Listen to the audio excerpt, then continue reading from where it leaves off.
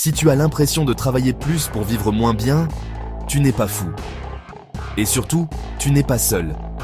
Quelque chose ne tourne plus rond. C'est une sensation sourde qui s'installe sans faire de bruit. Et aujourd'hui, énormément de gens en Occident la ressentent aussi. On a l'impression que le sol sous nos pieds est en train de se dérober. Le modèle économique qui promettait la prospérité pour des générations montre désormais des signes de fatigue inquiétants. Ce n'est pas un crash brutal, visible en une nuit, mais une fissure silencieuse, une lente cassure des fondations que l'on croyait impossible à remettre en cause. Les signes sont partout, directement dans notre vie de tous les jours. On le voit dans les prix qui montent à chaque passage en caisse. On le ressent dans la difficulté à boucler les fins de mois. Le système qu'on nous présentait comme stable paraît aujourd'hui fragile et imprévisible. Dans cette vidéo, on va regarder cette fracture silencieuse en face. On va d'abord nommer les symptômes que plus personne ne peut ignorer. L'inflation persistante réduit la valeur de ton argent, même si tu travailles dur. La dette publique a explosé à des niveaux jamais vus et pose de vraies questions sur la stabilité future de nos pays. Le pouvoir d'achat des familles ordinaires recule, au point qu'il devient difficile de vivre correctement. Alors prévoir l'avenir, n'en parlons même pas. Ces tensions économiques débordent maintenant sur le terrain politique, alimentant les divisions, la colère et un sentiment permanent de crise. La promesse de l'ascenseur social, au cœur du rêve occidental, ressemble aujourd'hui plus à un souvenir qu'à une réalité pour des millions de personnes. L'objectif, c'est de comprendre ce que cet effondrement au ralenti signifie pour toi, comme citoyen et comme investisseur. Regarder les choses de loin ne suffit plus. On doit comprendre ce qui les cause et où ça peut nous mener. Que se passe-t-il quand le coût de la vie augmente plus vite que les salaires, année après année? Qu'est-ce que ça implique sur le long terme quand les États s'endettent sans vrai plan pour rembourser? Et surtout, comment tu fais pour t'en sortir dans un monde où les conseils financiers classiques ne collent plus à ta réalité? Ce ne sont pas des questions théoriques, ce sont des sujets concrets, urgents, qui vont décider du niveau de vie de milliers de familles dans les prochaines années. Mais cette vidéo n'a pas pour but de te plomber le moral. Au contraire, c'est un appel à voir clair et à te préparer intelligemment. En décortiquant les mécanismes derrière cet effondrement silencieux, tu peux passer d'une anxiété subie à des décisions conscientes et alignées. Le but, ce n'est pas juste comprendre le système pour constater qu'il déconne, c'est apprendre à jouer avec ses règles, avec plus d'intelligence et de recul. On va aller plus loin que les gros titres et les punchlines politiques pour comprendre les changements profonds qui nous ont amenés à ce point de rupture. La première étape pour s'en sortir, c'est de poser un diagnostic honnête. La fracture silencieuse est bien réelle et c'est le moment de la regarder en face. Tu veux comprendre pourquoi tu travailles plus mais tu vis moins bien? Voici la vraie raison. Le premier signe, et sans doute le plus brutal, c'est la hausse continue du coût de la vie. Ce n'est pas un pic passager ou une fluctuation saisonnière. C'est une montée implacable des prix qui touche chaque foyer sans exception. Même les courses hebdomadaires sont devenues une source de stress pour des millions de familles. Les produits essentiels, pain, lait, légumes, coûtent désormais tellement cher que beaucoup doivent qu'à faire des choix qu'ils n'auraient jamais imaginés. Ce qui paraissait banal hier est devenu un luxe aujourd'hui. Cette érosion du pouvoir d'achat est devenue une réalité du quotidien.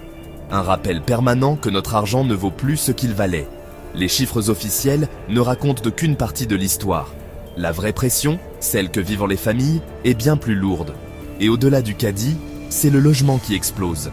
Dans beaucoup de villes, on parle désormais d'une véritable crise. Les loyers grimpent sans relâche, dévorant une part toujours plus grande du salaire.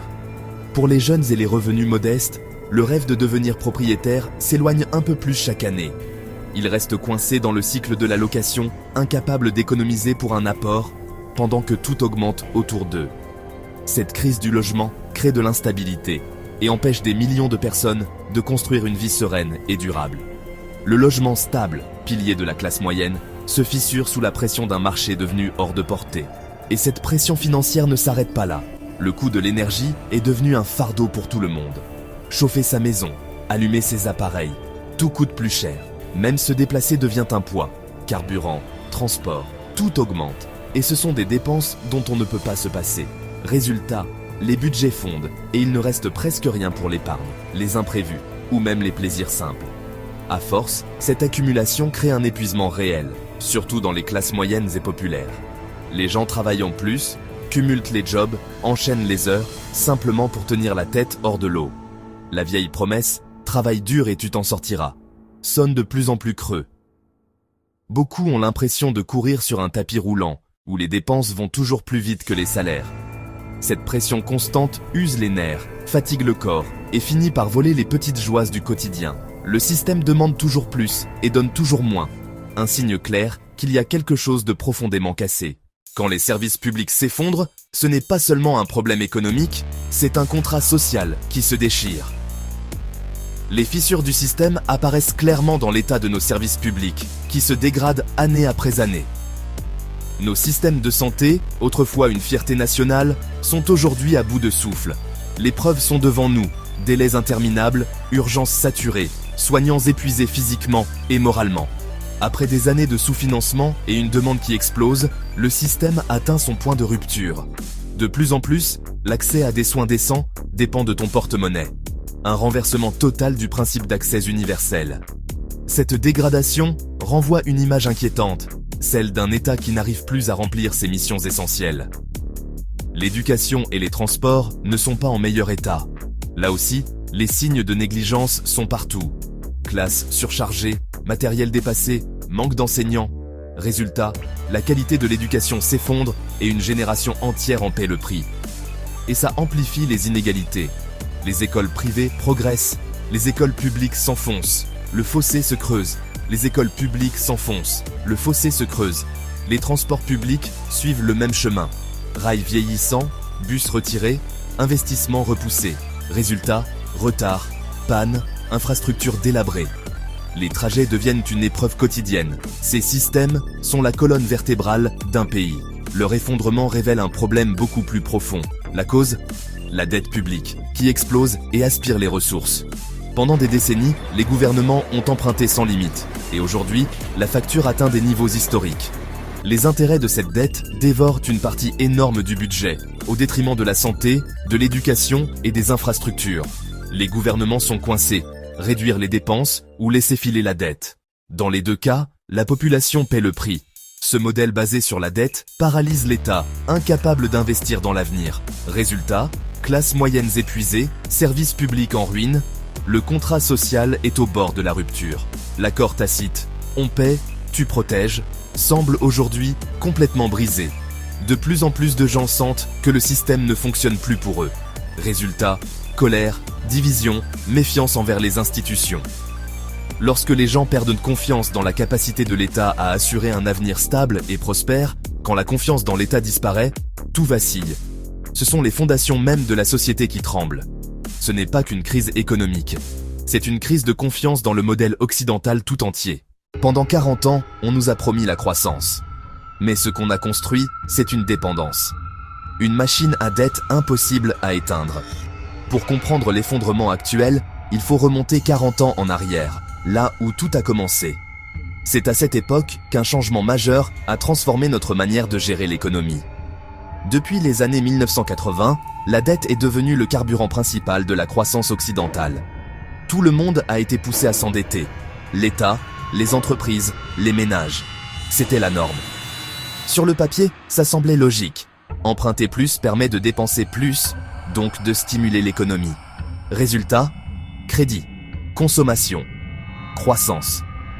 Une boucle qui donnait l'impression d'un système prospère. Pendant un temps, ça a marché. Ou plutôt, ça en a donné l'illusion. En réalité, on avançait de la richesse future pour financer le présent. On dépensait de l'argent, qui n'existait pas encore. On s'est éloigné des fondamentaux. Produire, épargner, investir. On a choisi la facilité, emprunter toujours plus. Au lieu de créer de la richesse, on a construit un château de cartes, financé par le crédit.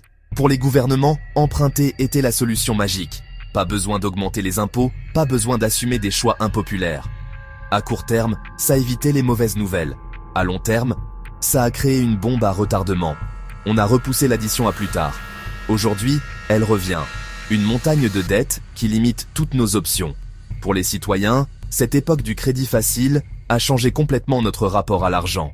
Carte de crédit, crédit rapide, prêts immobiliers, s'endetter est devenu normal, presque encouragé. La promesse était simple, profitez maintenant, payez plus tard. Et presque tout le monde y a cru. Ce modèle ne tenait que parce que la consommation devenait le moteur principal. et non la production. Et non la production. Mais cette dépendance a rendu les familles extrêmement fragiles au moindre choc. Avec des salaires bloqués, beaucoup ont commencé à emprunter juste pour boucler le mois. Pris dans un cycle dont on ne sort presque jamais. Et les entreprises n'ont pas fait mieux. Elles sont devenues dépendantes du crédit, elles aussi. Elles empruntaient non pas pour innover, mais pour manipuler leurs propres chiffres. Elles s'endettaient pour acheter leurs actions, monter artificiellement leurs cours et enrichir les dirigeants au passage. La dette a aussi financé des fusions géantes, souvent au détriment de la stabilité des entreprises et de leurs employés. On s'est retrouvé avec des entreprises zombies, vivantes seulement tant que l'argent reste facile et bon marché. Au final, après 40 ans, toute l'économie, État, entreprise, famille, est devenue dépendante du crédit. La moindre perturbation, et tout peut s'effondrer.